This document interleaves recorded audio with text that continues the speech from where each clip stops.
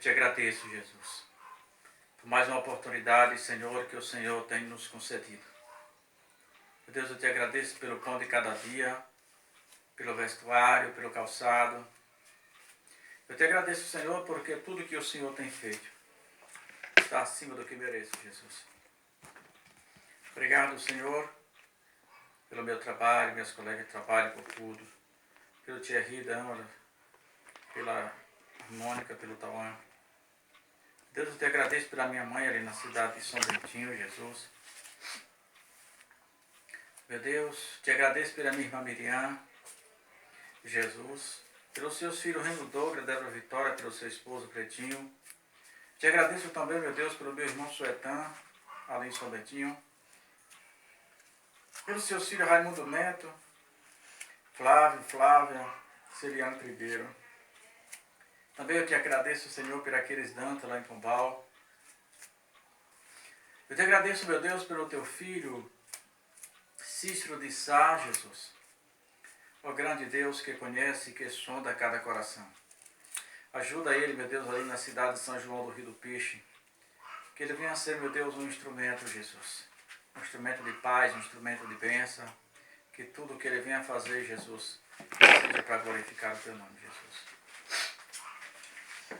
Também, meu Deus, eu te agradeço, Jesus, na cidade de Patos, pela tua filha, Jesus e Zeuda, minha irmã Zeuda, seus filhos, suas noras e genro. Suas noras e netos, Senhor. João Pessoa, meu Deus, eu te agradeço pelo meu irmão Mateus, pelo seu filho Sadam.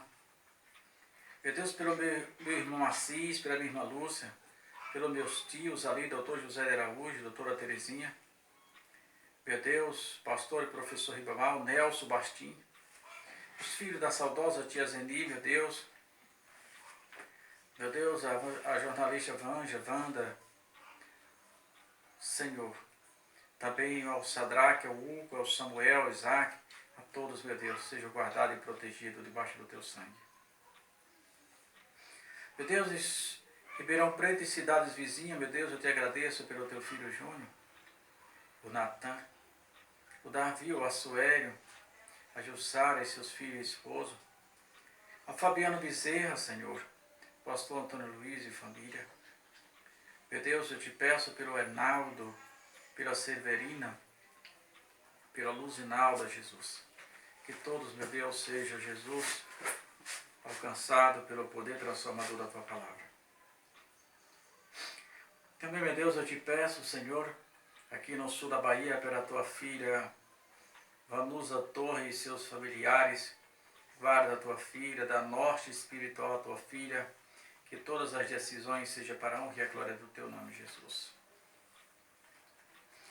Meu Deus, eu te peço também, Senhor, aqui, Jesus, em São Antônio de Jesus, pelo teu filho, doutor Bartolomeu, doutora Janine e seus filhos, Nildo Santana, também, Senhor, eu te peço na cidade de São Filipe, pelo teu filho, doutor Júnior e família. Na cidade, meu Deus, de Seabra, pelo teu filho, doutor Pericleon e família. Meu Deus, na cidade de Ituaçu, pelo presbítero, Senhor, a Luciano Fagundes, meu Deus, suas filhas e esposa. Deus, eu te peço pelo pastor Osto e toda a sua família. Te peço também, Jesus, pelo pastor Anso Prudente, Senhor. Meu Deus, e aqui ainda, meu Deus, então Macedo Corte, eu te peço pelo teu filho Messias, guarda ele debaixo do teu sangue, ele e sua família. Que ele seja um instrumento de bênção e de restauração nesta cidade. Pai, eu te peço também, Jesus, pela secretária, meu Deus, de Educação, a Elda Piton. Te peço, meu Deus, também por todos os secretários, pelo gestor maior desta cidade. Guarda todos debaixo do teu sangue, Senhor. Te peço também ainda em São Antônio de Jesus, meu Deus, pelo teu filho Rogério Andrade. Senhor, pela secretária de Educação, doutora Cíntia. Meu Deus, e sua equipe, Noelício Rodrigues e todos os seus familiares. Meu Deus, ajuda, meu Deus, para que essas pessoas possam viver segundo o seu querer e a sua vontade. Pai, eu te peço, me dá sabedoria espiritual e secular para entrar e sair e não escandalizar o seu nome. Nos dá a palavra da ciência e da sabedoria. para que saibamos responder, meu Deus, sabiamente a tantos quanto nos indagam a teu respeito. Senhor, nos dá fome e sede de justiça. Nos dá fome e sede, Senhor, da tua palavra. Que tudo o que venhamos, meu Deus, a fazer, seja para glorificar o teu nome. Ajuda-nos, Senhor, nessa trajetória, meu Deus, de caminhos obscuros que iremos trilhar, mas convicto que o Senhor está na nossa direção e firmaremos os nossos passos sempre na rocha verdadeira que é o Senhor. Amém, Jesus. E a palavra nossa irmã Dâmara. Eu li aqui, segundo as Crônicas, e o 7 e o 14, que diz assim: E se o meu povo que se chama pelo meu nome se humilhar e orar e buscar a minha face e se converter dos seus maus caminhos, então eu ouvirei dos céus e perdoarei os seus pecados e sararei a sua terra. Esse versículo por si só não precisa se manifestar que a Bíblia por si responde, né? Mas eu quero ler com vocês um texto muito conhecido que está nos livros que chamamos de Atos dos Apóstolos, mas a palavra correta não é Atos dos Apóstolos. A palavra correta é a Ata dos Apóstolos, que foi o registro, foi uma ata. O capítulo é o 5. O versículo é o primeiro, a seguir é uma leitura extensa para que a gente entenda a mensagem que queremos entrar nela. Diz assim: Atos dos Apóstolos, capítulo 5, versículo 1 diz: Mas um certo varão chamado Ananias, com Safira, sua mulher, vendeu uma propriedade. Reteve parte do preço, sabendo-o também sua mulher, e levando uma parte, depositou aos pés dos apóstolos. E disse então Pedro a Ananias: Por que encheu Satanás o teu coração para que mentisse ao Espírito Santo e retivesse parte da herdade, guardando não ficava para ti? Vendendo não estava no teu poder? Por que formaste esse desígnio em teu coração? Não mentiste ao homem, mas a Deus. E Ananias, ouvindo estas palavras, caiu e expirou. E um grande temor veio sobre todos os que o ouviram. E levantando-se os jovens, cobriram o morto e transportavam para fora e sepultaram.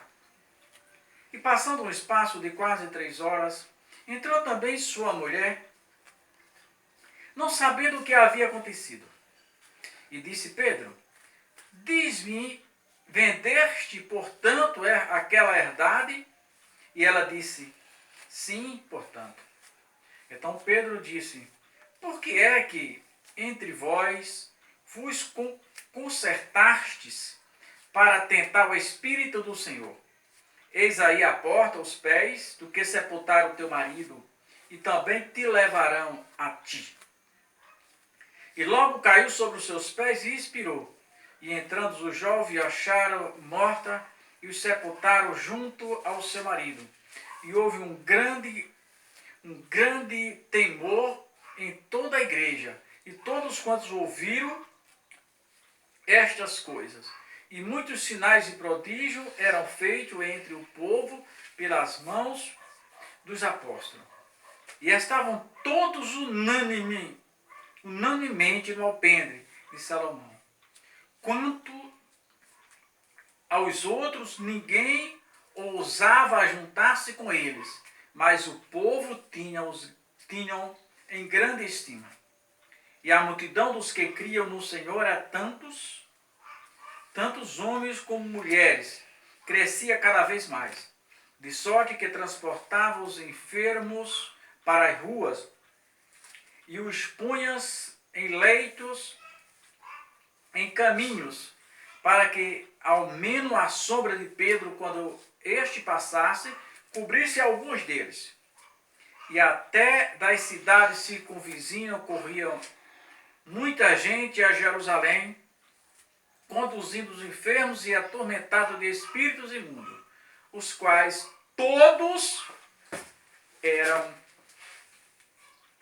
curados. Lembro-me de uma certa feita, um pastor e teólogo em nossa cidade. Quando eu falei desse versículo que até a sombra de Pedro curava, ele ironizou dizendo isso que não era verdade. E eu disse para ele uma coisa: se o senhor não crê, isso é um problema particular. Mas a Bíblia diz que todos eram curados e eu creio na palavra de Deus. Eu quero me referir, irmão, à autoridade espiritual de Pedro. Eu já falei outras vezes que na história da Bíblia não teve nenhum homem que fosse comparado em autoridade espiritual a Paulo e a Pedro. Esses dois homens receberam de Deus poderes especiais, pagaram um preço muito alto, mas ficaram para a história como os únicos homens que tinha este poder extraordinário. Paulo diz que, a Bíblia diz que até os lenços de Paulo e os aventais curavam. E aqui diz que a sombra de Pedro curava todos. Isso aqui fala de todo tipo de enfermidade e até de demônios. Fala de espíritos imundos. Mas eu quero me deter mesmo. Por que isso acontecia, irmão? Porque ainda tinha homens compromissados com a palavra de Deus. Ananias e Safira, irmão, não morreram porque guardaram parte da herdade, que foi o que Pedro disse.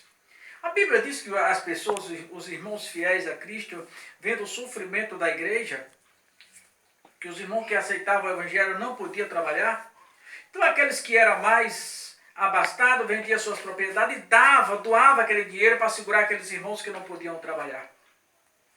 Ananias e Safira, maliciosamente, combinaram e maquinaram em casa.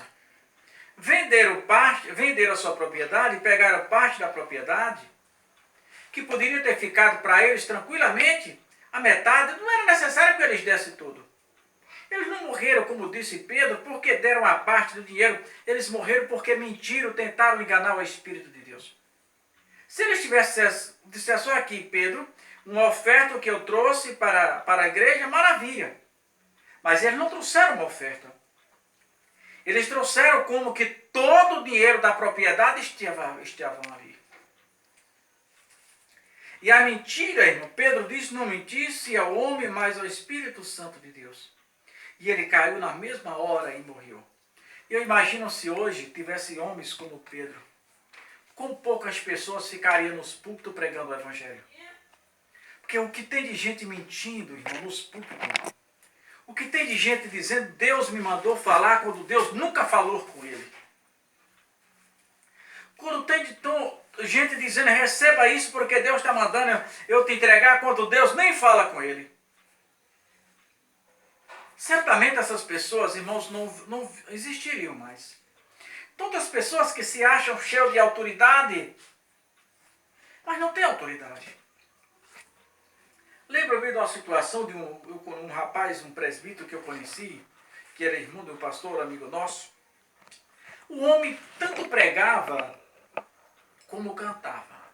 Ele cantava muito, ele pregava muito, era uma maravilha.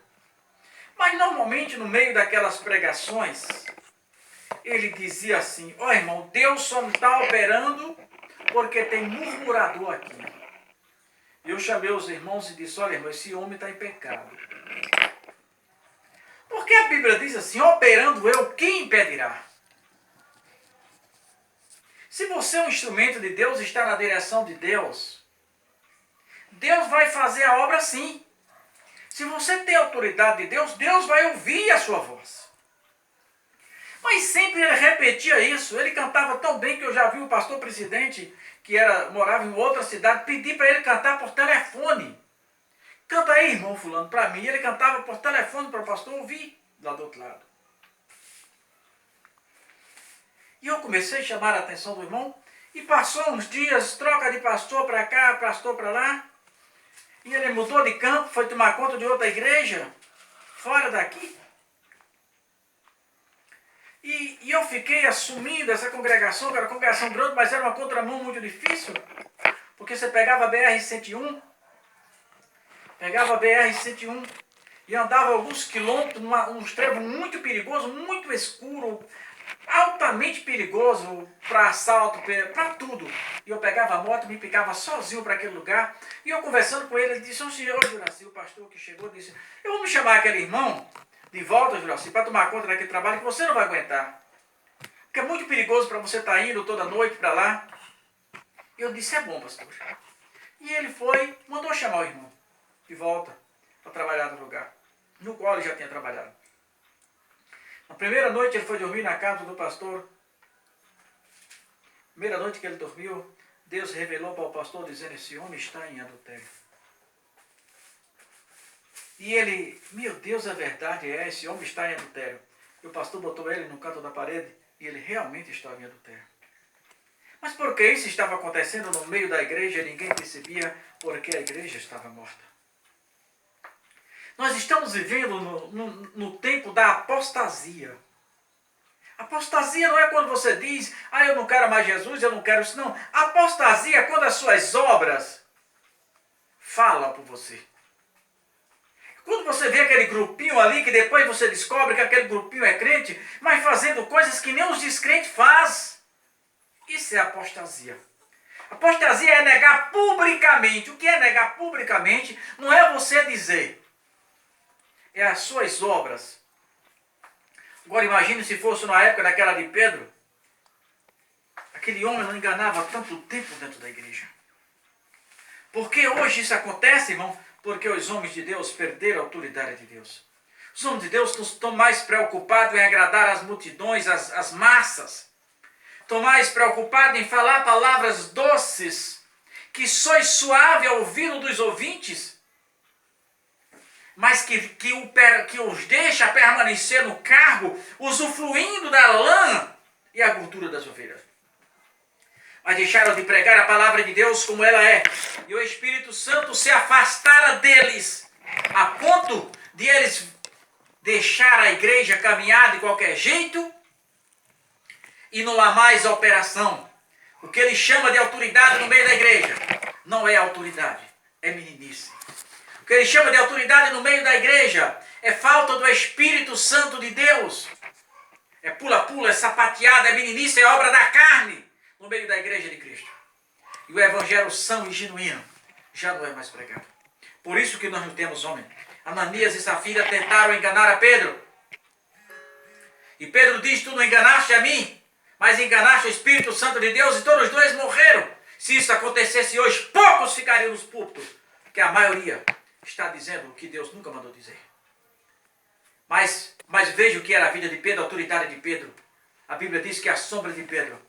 As pessoas botavam fileiras de pessoas com todos os tipos de enfermidade que havia de Jerusalém, de todas as cidades circunvizinhas, inclusive pessoas endemoniadas. E a Bíblia diz que quando a sombra de Pedro trocava nessas pessoas, todos eram curados. Sabe o que é que se chama isso? Chama autoridade de Deus. Que Jesus Cristo os abençoe.